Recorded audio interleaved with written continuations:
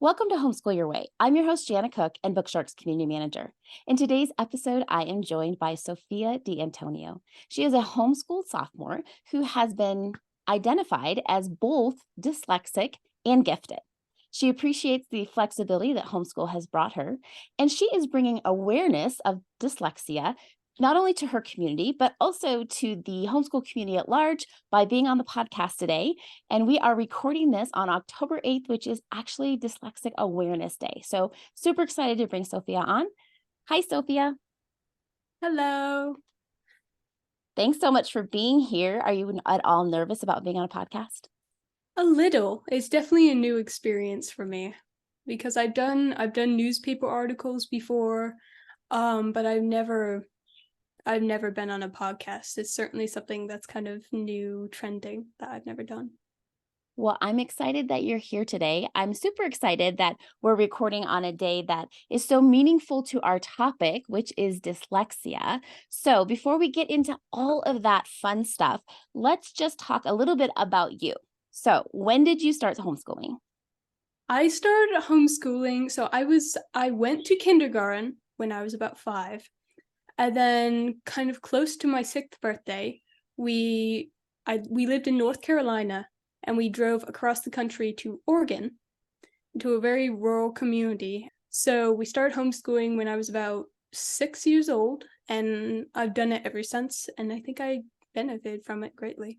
Now, were you the only homeschooling family that you knew in your community? No, there's a group of homeschoolers, definitely one of the few kind of secular. We're not connected to any bigger homeschooling group. So we're run like my family buys the curriculum and my parents teach me, so we don't have any kind of external teacher. We also aren't religious, so many of the different groups around here work together in a community, kind of this religious community. So we kind of are loners in our own little world, but I think especially due to the internet and all of that kind of linked us to other homeschoolers like us.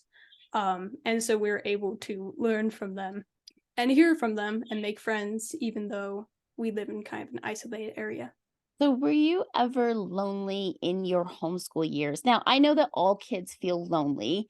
All humans feel lonely at times, but overall, did you feel like you were lonely being a homeschooler that wasn't necessarily part of the mainstream? No, not at all actually. I never felt like I was missing out on anything. I mostly enjoyed reading and kind of being quiet. I am an extrovert and I love meeting people, but I never felt like I was missing out on anything that the school environment had to offer.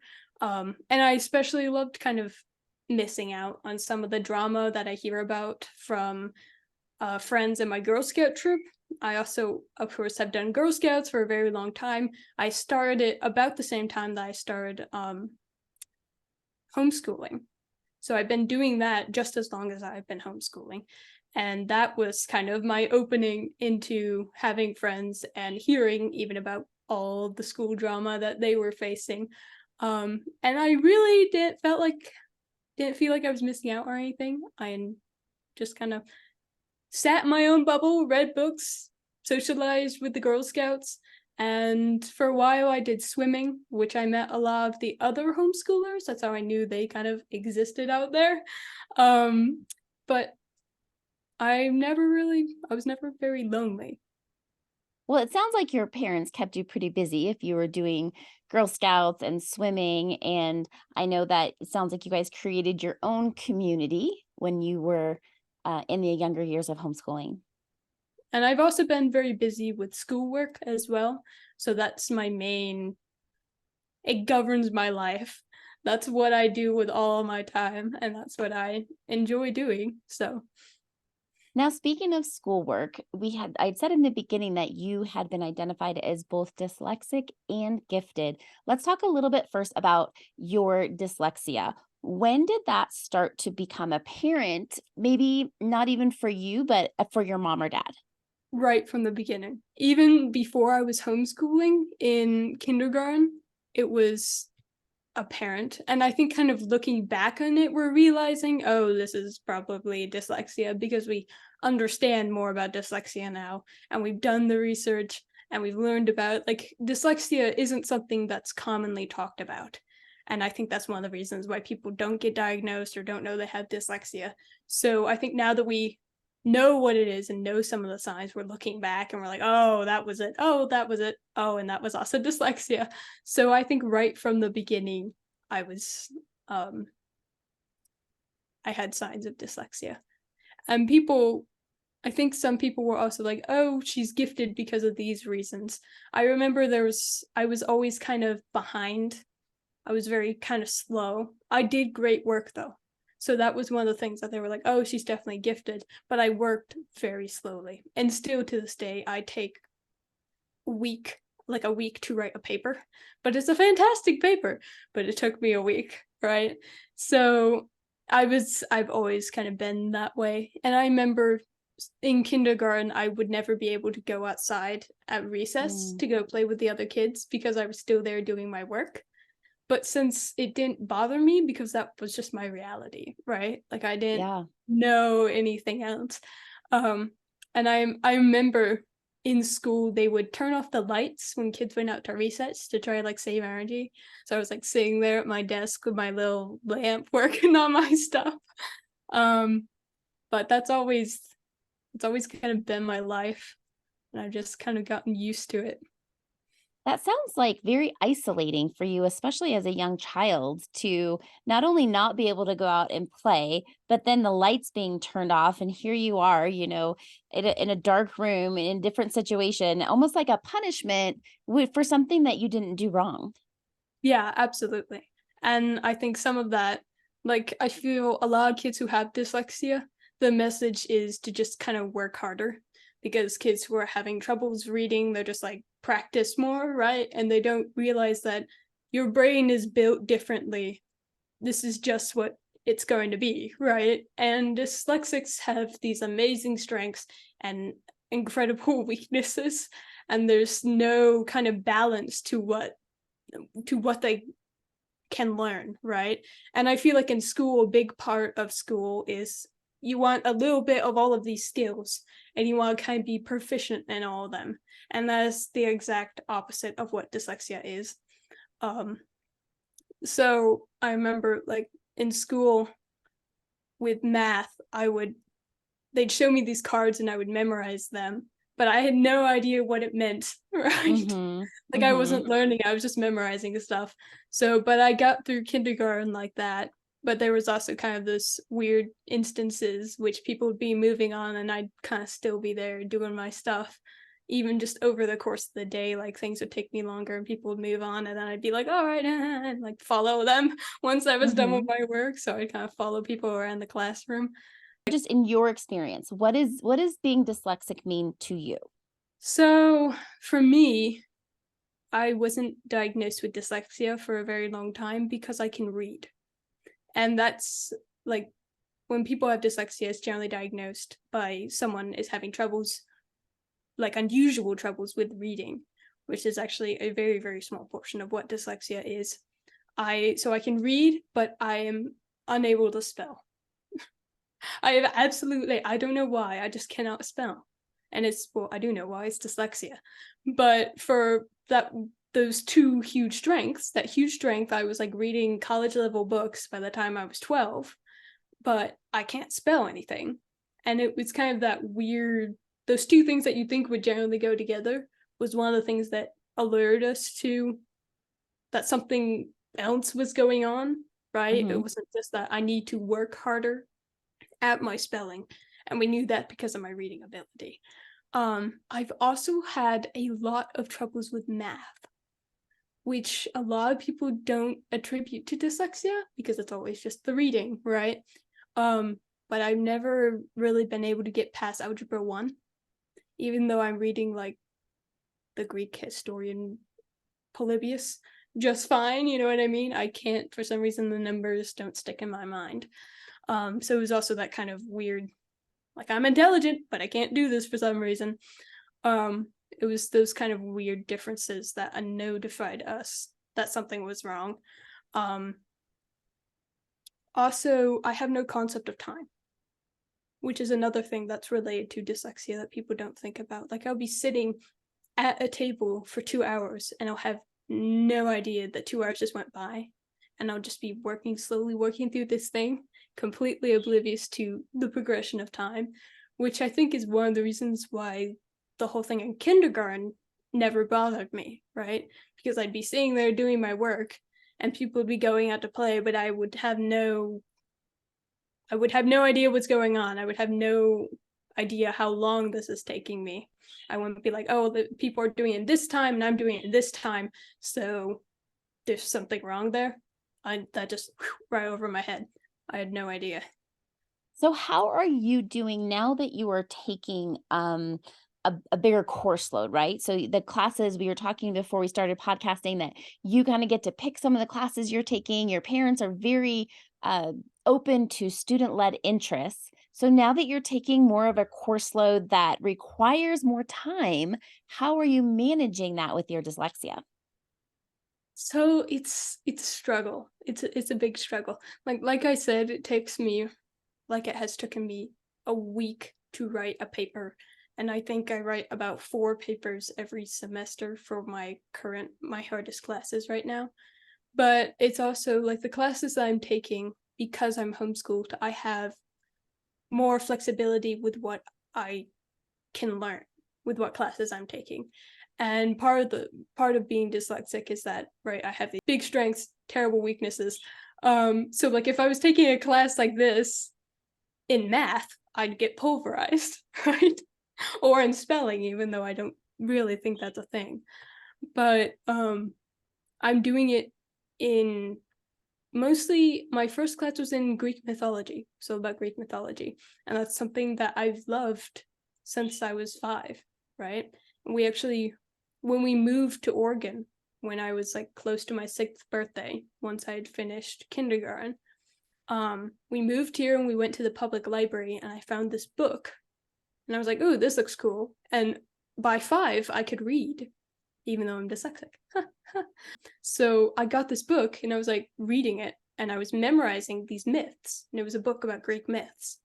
So I was memorizing these myths and learning these myths and these characters' names and all that before I could even remember the word Greek for some reason. I was like, "Yeah, Dad, I read the story today. It's from this thing called, what is it called?" He was like, "Greece." And I'm like, "Yeah, that." So I had no idea. I knew these myths long before I learned anything about the history of Greece. Um, and so I've kind of since then, I've carried this interest for Greek mythology. So by the time I came to this course, I already knew the stories pretty well, which I think kind of helped me lead into these harder classes. It's at a school called Lukion, and they mostly study ancient Greek and Roman culture. So pretty much anything you could think of. But the classes are very rigorous. I took a Latin class last year and it just about killed me. So now when Uh, you're taking Latin, do you have to do well in spelling? so it's like not very often, not a lot. Like I had like they had matching questions and whatnot. They rarely had something that you had to type it in. So like you had Okay. to know how to spell it, like in the quizzes. Mhm. Um, but like things take me a long time, right? So when you're taking a quiz, a timed quiz, that becomes very, very difficult. And when I got a diagnosis for dyslexia, one of the biggest, like, kind of, how do I how do I word this? I want to say bonuses, um, like benefits that I got from that um diagnosis was double the time on quizzes. They take whatever that time was and they double it, and that would be the time that it would take me to do that quiz. Um, but my Latin teacher unfortunately would not give me um that thing. She would not give me more time on my quizzes. And like Lukian is a private organization, so she technically didn't have to. Mm. And so that's a good thing to know for people, because even though you have a formal diagnosis, it doesn't exactly mean that everybody's going to or has to give these accommodations to you. So it can be very hard sometimes. And I think I eventually dropped out of the course because it was getting too difficult to me. And especially with language and dyslexia, those two things do kind of clash sometimes. So it was just too hard. But like my teacher for the Greek mythology class is fantastic. She's probably dyslexic herself, and her son has dyslexia. So, and since dyslexia runs in the family, she does possibly have dyslexia, but she's very good about accommodations. She gives me an easier time with spelling, because when you're trying to spell Greek names, it's a little bit harder I'm than English. sure. So it's been an amazing class, and this year I'm taking her harder ones, the next one up, and I'm doing fine with it. I'm working on a paper for her class right now, and I'm slowly getting faster at them. So it's just something that I kind of need to work at. And when it comes to writing papers for this course, like there are things like Grammarly and spell check and all these kind of online features that are incredibly helpful when it comes to dyslexia, because my spelling would just be horrible otherwise. So Although I have to encourage you that, yes, spelling is no sign of intelligence. There are people who are incredibly smart with high IQs that cannot spell. So I am glad to be a sounding board to say that just because you don't spell well does not mean that you are not an intelligent person, because that is just a myth. Now, you are currently working on your Girl Scout Gold Award project. Why don't you talk a little bit about that? So the Gold Award for Girl Scouts is the hardest award you can do in Girl Scouts. And like I said, I've been with the Girl Scouts for so long, since I was 5 years old. And so I've kind of reached the high point now. Like this is like the highest you can go for Girl Scouts. And there's 3 awards. There's a bronze award, silver award, and gold award. And I've done my bronze and my silver both, and now I'm working on my gold. And for my gold, it's kind of it has to be a bigger project, and it has to be one that you kind of do alone. You can get volunteers, and kind of it's a leadership project, so you build a team. And I've kind of been working with all these different people to get this project done. When I was deciding on what kind of project I wanted to do in my community, I decided that I wanted to do something related to dyslexia, because 1 in 5 people have dyslexia, and not that many people have a diagnosis or even know what dyslexia is, and not that many people have unusual problems with reading either. So just like myself, I wasn't diagnosed till I was like in 7th grade because I could read, because there's just these huge misunderstandings about what dyslexia is and some of the signs that show you that you would have dyslexia. And it's been really fun to do this project. I'm planning on kind of having an event at our library in which I'm kind of showing a presentation, and I'm hoping to get enough people and just kind of explain to people what dyslexia is. I'm going to provide like a screening test at the presentation for people who can sign on if they want it. I've gotten it at a severe discount, and I'm hoping to completely pay it off. I'm looking for like funding for that. But I've kind of advertised around the schools, and I've done kind of jumped through all the hoops I need to by now to kind of start my presentation. And it's been a blast this entire time, just the entire time. Like I've been like just talking to people about my project and kind of what dyslexia is and some of the signs. I've run across maybe 3 or 4 people who are like, I think I'm dyslexic. Just as I'm talking to them and kind of explaining my project, they're just kind of like the like understanding dawns on them, right? And it's just that's kind of what I'm looking for. So it's been a lot of fun. Even like my project advisor, I went to his house and was kind of at the beginning of it all was kind of explaining what I wanted to do and explain to him dyslexia, because he has 2 young children, so he was kind of interested about that as well, to see if his children had dyslexia. And then he thinks now that he is dyslexia. And it's kind of funny, both of us like working on this project, typing up emails and whatnot, we're both misspelling stuff and trying to correct each other. So it's just been a blast. So part of this presentation, you are offering a screening to those who want to take part in it. What really fueled your passion to take something that was a struggle for you and then turn it around as kind of a community project to help those around you? Like what about it is so exciting to you? Like I I think some of that, like when I was in kindergarten and I was very much behind everyone, right? And I still feel like at certain points that I'm kind of behind everyone else, even just being slow at everything, right? Like everything takes so much more out of me because it's so much more effort. Um and I really don't want kids to kill themselves over this, right? Because people are just it's already more tiring for a dyslexic person just to write an email, right? It just takes energy out of you. And especially with people just being like, work harder, practice at it, yada yada yada. That's just taking even more out of a person, right?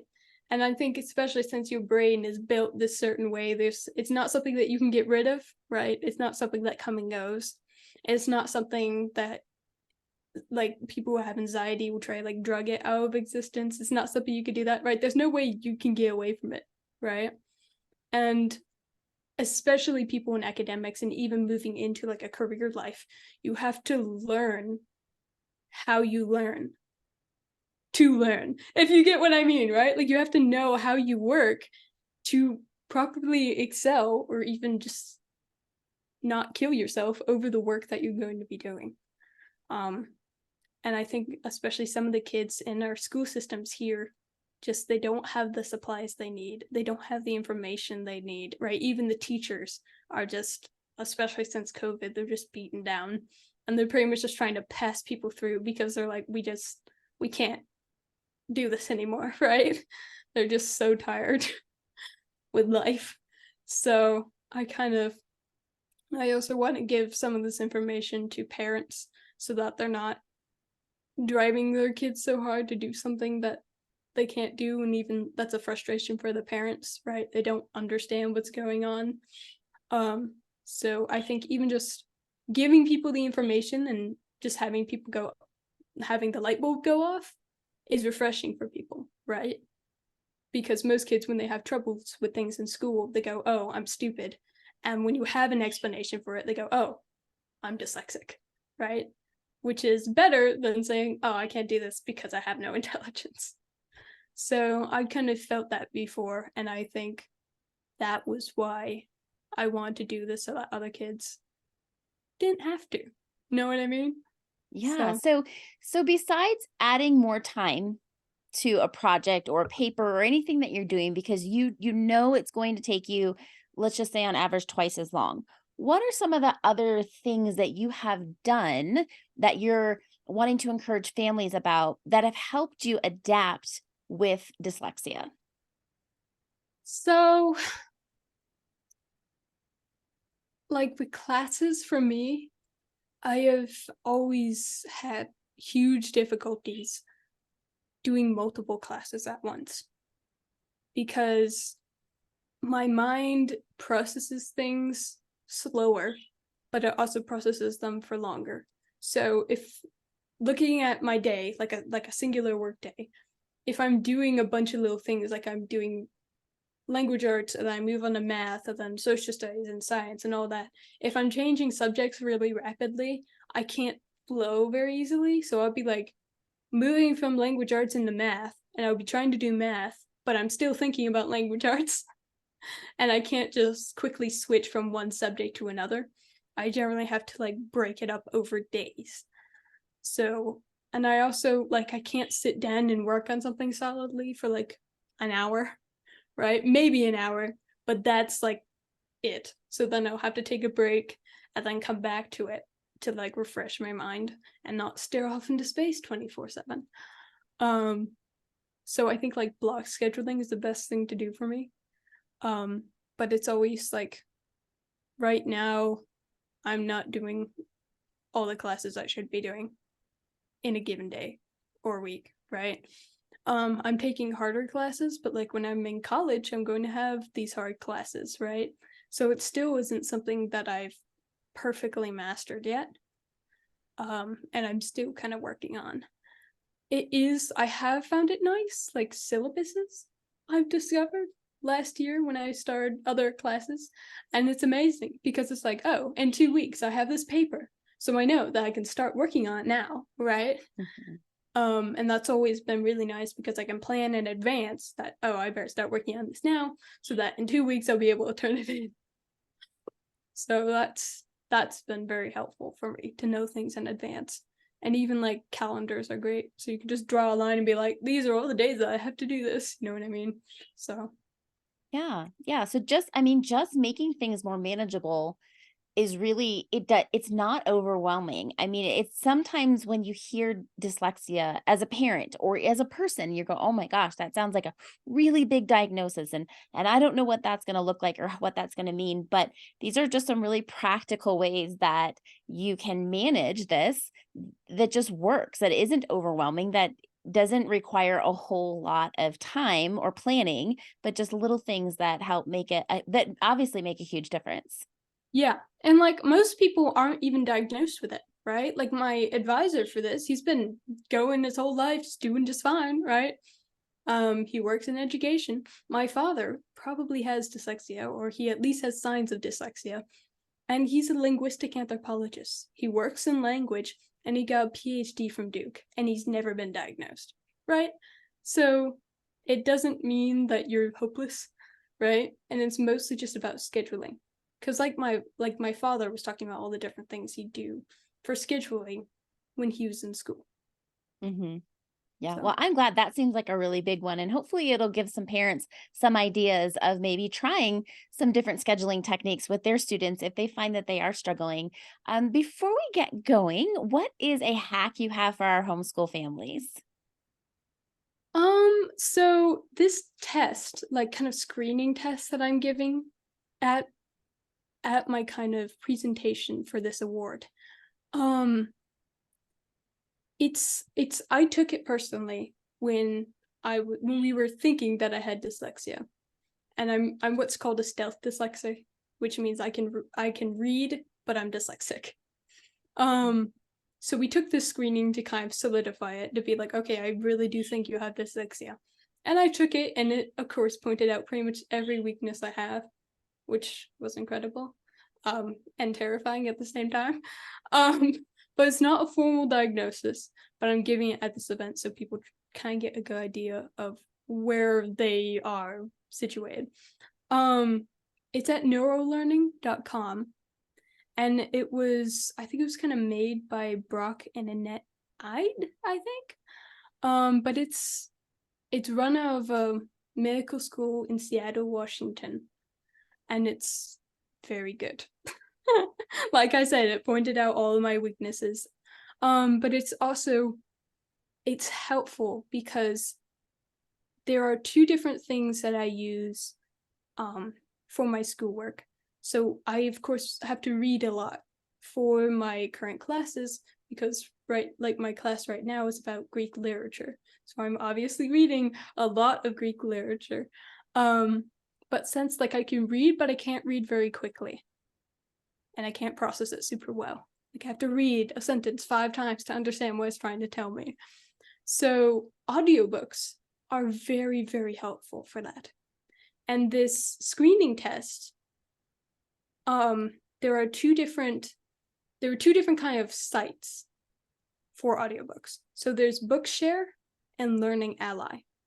And if you take this screening test, you are allowed to get those two things. They are made specifically for dyslexics because we have such a hard time reading things quickly or processing them.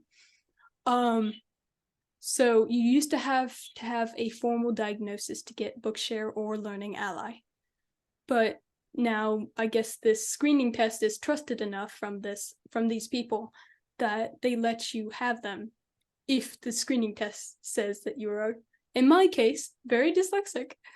Um, so those two things have been extremely helpful. Learning Ally is incredibly helpful when it comes to schoolwork because they have textbooks.